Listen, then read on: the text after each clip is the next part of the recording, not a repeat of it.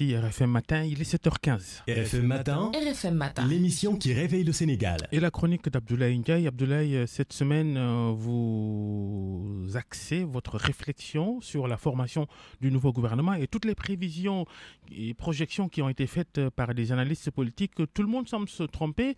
Résultat des courses, il y a un seul maître du jeu dans cette affaire, il s'appelle Macky Sall. Passer la météo politique dont nous eûmes droit, en effet, à la veille de mise en place du nouveau gouvernement, experts et analystes devraient désormais se résoudre à accepter une seule et unique vérité. Dans nos États, un président élu ou réélu demeure l'unique maître du jeu. Il a toute liberté d'imprimer son style et sa méthode dans le choix des hommes et des femmes appelés à l'accompagner. Il n'a généralement que faire de ce sur quoi nos experts et analystes ergotent pour établir des logiques censées, selon eux, entourer la formation d'un gouvernement.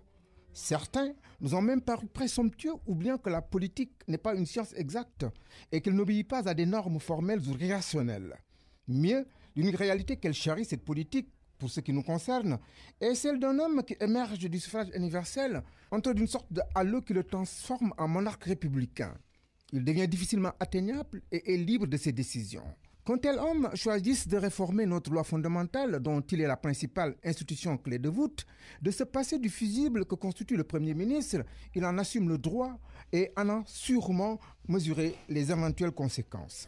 Toute chose qui procède de l'adoption par l'homme d'État d'une nouvelle posture frontale dans ses rapports avec la demande et les exigences sociales. Élu pour cela, il lui est loisible d'instaurer l'ère d'une nouvelle gouvernance directe. Reste que nous sommes un pays à forte opinion où tout est prétexte à débat sur tous les actes politiques.